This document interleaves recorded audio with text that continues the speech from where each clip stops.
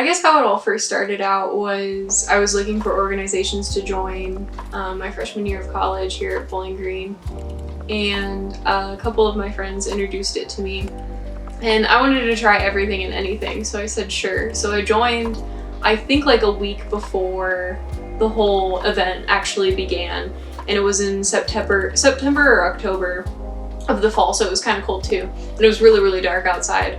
And just from what I remember, there was it felt like there was hundreds of people there that night all together to play this silly, nerdy game. And I think that's what got me into it the most, because everybody was so welcoming. I guess as a whole for HVZ that I liked in general was the community and all the friends that I made freshman year. And again, like I said, that'll resonate with me for the rest of my college career. Certain highlights of the game, as nerdy as it sounds, it was really fun, like shooting your first zombie, or like you're walking down the university, all the lights are, it's dark, everything's off, no one's on campus, and then you have just this adrenaline rush that you're running away from a fantasy game of tag is the best way to describe it. And then successfully getting away or completing a mission is something that just, it's like completing in a sports game or a sports competition. It's a lot of fun, and you feel very satisfied there at the end of the game when you come out alive. This is the little secondary blaster that I would use. It actually glows in the dark. I was very proud of it. And it just holds 5 shots. So it was just something that I had at the side of me that I had just in case if I ran out of ammo and you were running away. It was kind of like the oh shit moment. This is the main blaster that I use, that it actually has a little motor in it.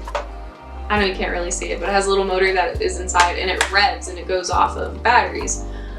This was a modded blaster that people actually get into the community and rev these little toys up to be almost as powerful as some airsoft guns, which is really, really interesting. I did the same color palette on this one as I did for this one. Just because I'm an artsy person, and those are the kinds of things I do, so I designed it. Of course, you always have to keep the end orange, safety precautions, and a little bandolier to hold on to put it around, so if I had to drop it, I wouldn't lose it.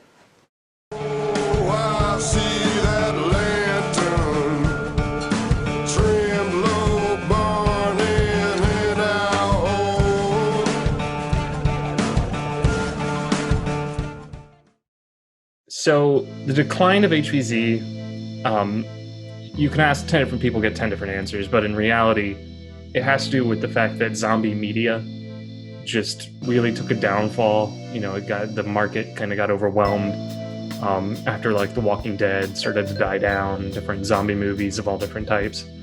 But I don't actually think it's that zombies became less popular that was our problem. You know, yeah, the zombies was a theme, but realistically it was a fun game of tag where you shot each other. Like, it wasn't so much, that wasn't really the main point. The problem is, all that zombie media was just really good free advertising for the orgs. You know, every time somebody watched an episode of Walking Dead, they thought about zombies, boom, they thought about HVZ. And as that died down, the orgs didn't really do enough, I think, to advertise on their own. A lot of orgs like BG Undead, where I come from, we didn't really do much for player retention. We had our campus fest at the beginning of the year, but then players didn't hear from us for 2 or 3 months. So by the time they got that first email, and that was our only contact, it either likely got thrown in the spam folder, or they went, oh, that's cool. Well, it's in another month, so I'll look back at it then, and then they never do.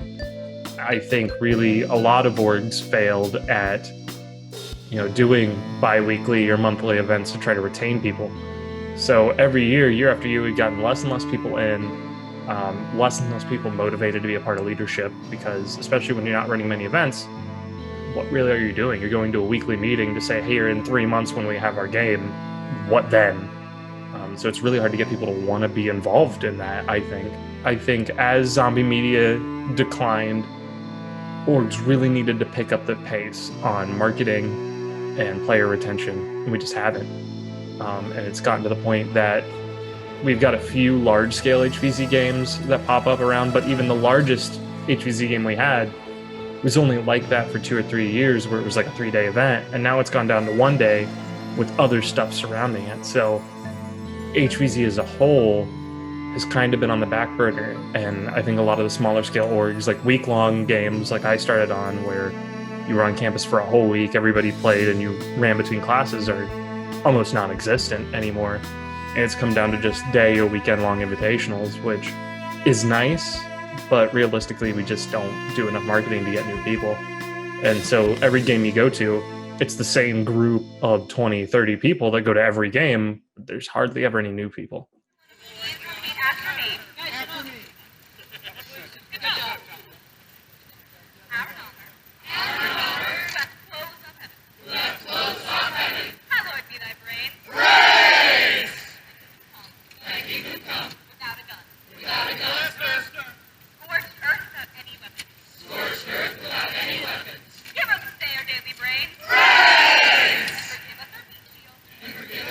As